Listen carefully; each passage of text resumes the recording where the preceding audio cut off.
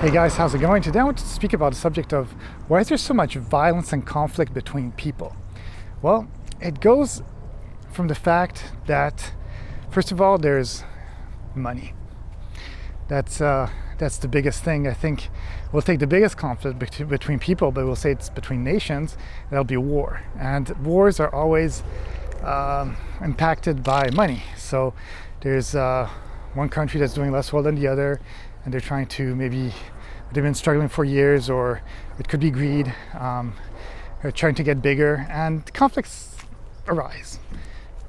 Big conflicts arise where a lot of people have to die for basically not much, really. It benefits a small percentage of the people, and of course, if somebody's going to attack your country, well, you have to fight back.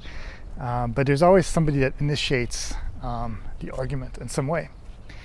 But now within our society, there are conflicts that can happen within people, within families, and that's either created by beliefs, or it's created by ignorance, or it's created by jealousy, or sometimes it's created by the simple fact that maybe, again, I think it just goes with different opinion.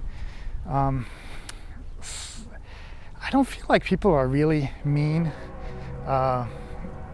In essence, you're not born as a kid just as a mean person, but sometimes life creates circumstances that make you kind of hateful towards certain things, or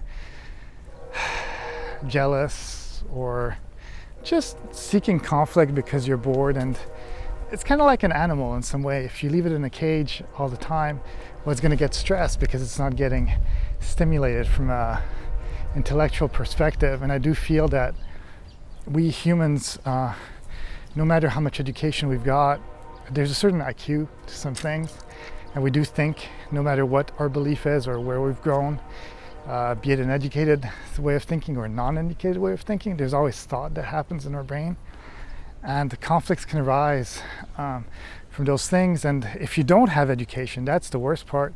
Sometimes it's the fact that somebody will tell you something and you'll start believing in that way, and then you create conflicts within your society, your family, your maybe even bigger conflicts than that. And I think frustration is basically, I think if everybody was kind of like, how they say the Garden of Eden, if everybody was happy and content with the way that they were, they wouldn't seek conflicts the same way. But we are animals at the same time, and animals have always had this way of being where, well, we're not perfect. We have to hunt, we have to do, we have to say, and there's that instinct of survival. So fight or flight. And if you don't,